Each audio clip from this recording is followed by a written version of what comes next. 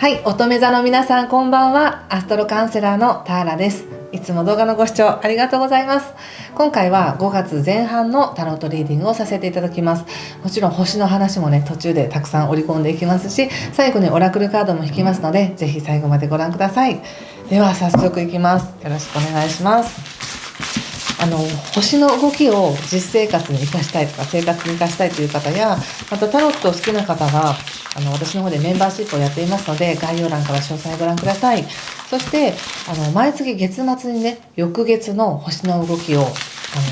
LINE で皆様に配信していますので、お友達登録まだの方はぜひLINE へのご登録もお待ちしております。では、いきます。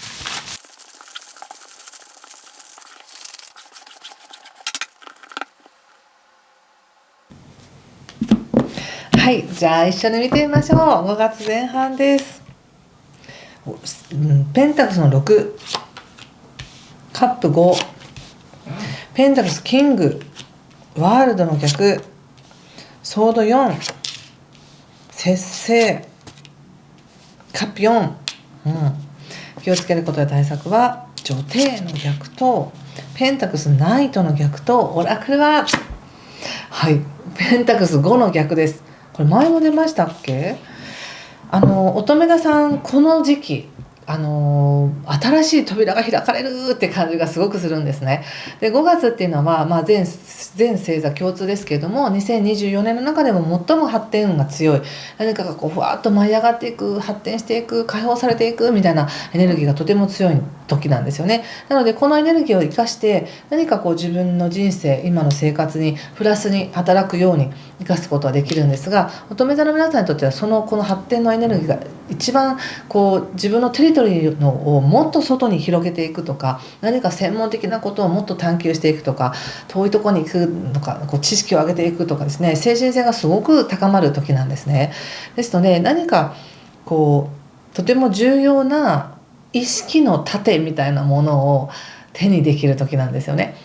できる、やればできるとかもそうですし、そうだ、あそこに行こうとかもそうですし、何か精神的にすごく開かれる感じがあるんです。で、それがこう新しい道になっていくなっていう、新しい可能性が開かれてるなって感じがすごくするんですけれども、この星の動きっていうのは私たちの意識では変えられない宇宙の流れなわけですね。なので宇宙の流れとしてはもうふんだんに乙女座の皆さんがどうぞどうぞ好きな道を行ってくださいと、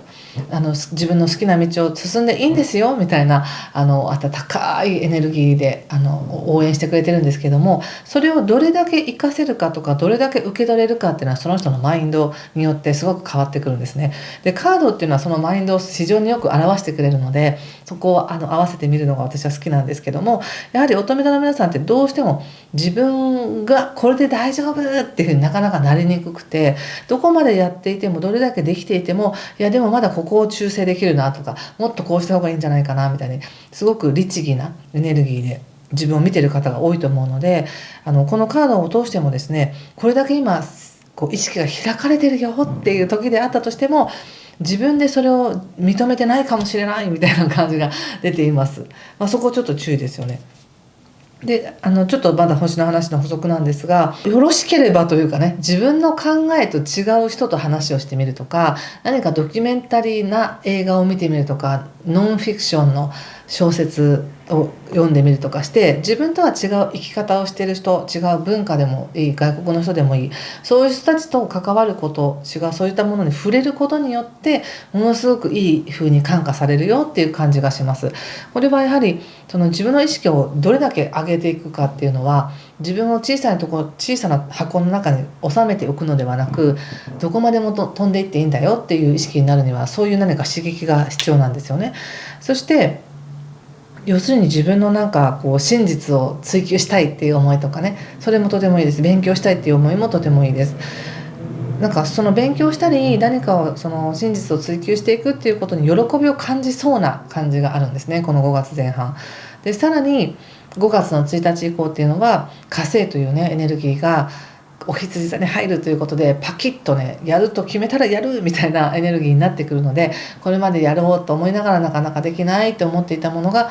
よし決めたやるみたいな努力していくっていうような感じになってくるのです。とてもこれは見えないところでの恩恵としてね、こ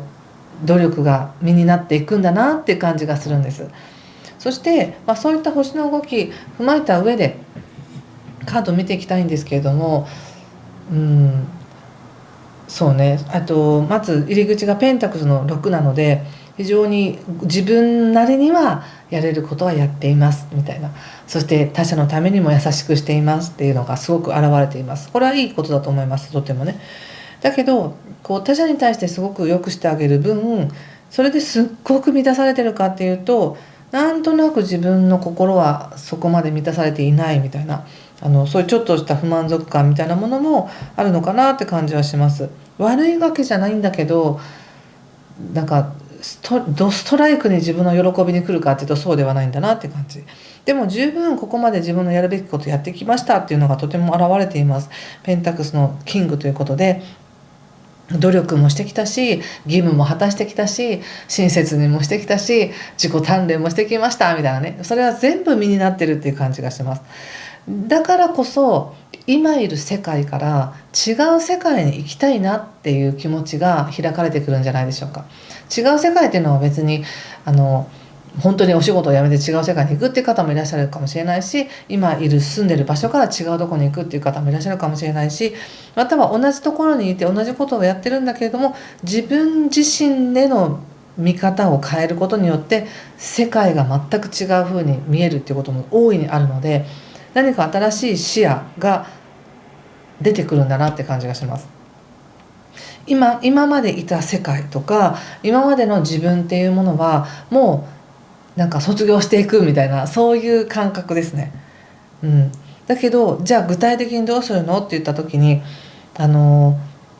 もうちょっとね熱が温まるまで温めてほしいって感じがします。じゃあいきなりじゃあ5月に入りましたからはい行きますっていうよりは、5月の8日は新月なんですけども、5月の8日に自分が本当に思ったことを意図する。でそして5月の13日とかね、中旬ぐらいって本当にわーって上がってくるので、5月8日に意図した自分への豊かさへの決意みたいなものをじわーっと温めて、中旬ぐらいから行ってねみたいな、そんな感じです。なのでこう前半でいきなり走るっていうよりはじわーっとこうね進んでいく感じがあるので、まずはちょっとゆっくり休憩もしてくださいね。ここでやっぱソードの4が出てゆっくり寝てるので、しっかりと睡眠をとるとか、勉強ばっかりしないでたまに休むとかそういう自分を鍛錬することばかりではなく休ませることも必要っていう感じがしますね。そうすることによってちゃんとバイタリティとかエネルギーがちゃんと湧いてきて準備ができるようになりますっていうふうに出てます。そしてその後なんかまるであれですよね、テストの前日は勉強せずに寝ようみたいな感じかなこう詰め込みたくなるけど脳を休ませた方が効率よくテストの当日はできるよみたいな感じで、ちょっとこれから来る流れに備えてゆっくり精神を休ませておきましょうっていう感じで、そうすることによって本当にね、まさにこれは私の天職なんですっていうようなものに携われたりとか、または無理だと思っていたところまで手が届く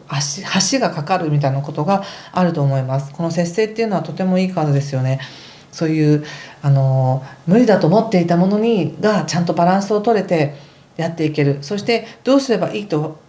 どうすればそれができるのかわからないと思っていたところに、まるでパズルのピースがはまっていくかのように一つずつ答えが出てくるみたいな、こうすればいいんだってわかるみたいな、とっても精神的に解放が起こる雰囲気です。でただその後またね若干気持ちが萎えたりとかするかもしれません。それはね当たり前のことだと思っておいてください。ぐわーっと伸びたと思ったらちょっと収縮する、ぐわーっと伸びたと思ったらちょっと収縮するみたいに、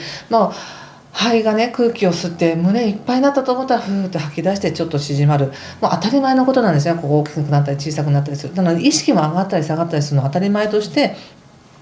そんなに常にエキサイティングな状態でずっといることだけを求めないでくださいね。そうやってちょっとため息ついてみながら、いやでもこういう案もあるなっていうふうに考えてみたりする。ただカードが言われてるのは、その可能性が見えてきたとかどうすればいいかって分かった時に頭の中だけで繰り広げて対策を考えて、こんなリスクがあるなっていうふうに頭の中だけで物語を展開しないでねっていうふうに言われてるように思いました。やっぱりね、例えばですけど海外旅行行こうかなってなんか思ったとしてですよ、わあそこも行ってみたい、こんな経験もしてみたい、わーってなりますよね。わあでもこんだけ行くにはこんだけ時間がかかるの、こんなにお金もかかるの、仕事休めないじゃないみたいに、だんだんこうシューって気持ちが下がっていく。だけどそれって頭の中だけなので、実際にそれを超えて行ってみた時に体験することって全然違いますよね。なので、なんだかここから先乙女座の皆さんが体験する素晴らしい世界っていうものが待っている、その前にこう開かれる扉がある、自分の意識が開かれるっていう状態なので、せっかく開かれたとしてもそれを頭の中だけで収めないように気をつけてくださいということです。実際にこの5月の中旬わーっと広がりますし、さらに5月の後半も6月ももう世界は楽しいみたいな感じの時なので、おそらく夢が一つ叶うんじゃないかなって感じがしますよ。で5月の前半はまだね、そういう意識が上がる、意識の扉が開くっていうのがまず一番のメッセージなのでね。そして気をつけてほしいこととして言うと、対策とかですけども、ペンタクスのナイトがあるのでゆっくりと状況は進んでいっています。そしてエンプレスの逆なので、もしかしてこれってちょっと自分にとっては贅沢なのかなみたいな思いがあるかもしれませんが、私はこの時期特有のものなので、ぜひその贅沢を味わってほしいなっていうふうに思います。ただオラクルがペンタクスの5でお金のことを気にしてるっていうのがあるのでね、ご自身が納得いく範囲で贅沢をするっていうのがもちろんいいでしょうけれども、現実的なお金はそうやって自分でできる範囲で調整していただいたらいいですが、ただ一番のこのペンタクス5の意味っていうのは、本当に自分がそれをする価値があるのかなとか、本当にそれをしていいのかなっていう自分の価値を疑うっていうことなんですよね。価値があるのに価値が見えてないっていうところなので、そこは気をつけてください。まるでちょっとでもなんか向かい風が吹いたらこれって行くなってことみたいに繊細になってるかもしれないので、片やじゃあ追い風が来たからって行くかっていうと、追い風が来てるけど私行っていいのみたいに戸惑ったりとかしやすいということなのでね、なぜ自分に対して厳しい感覚をちょっと緩めてほしいなっていう風な感じがします。せっかくね橋がかかろうとしてるっていう感じなので、あまり細々とした条件とか対策とかこれでいけるみたいなのを思わずに、自分の中の何か意識が広がるっていう感覚に焦点を当ててくださいね。はい、ちょっと最後にねオラクルも見させてください。これかな。すごいね。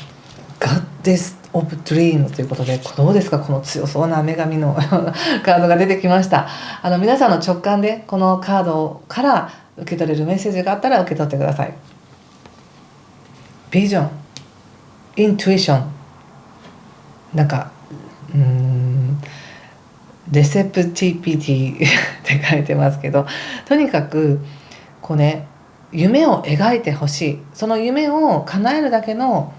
なんか力やサポートがあるよっていう感じがします。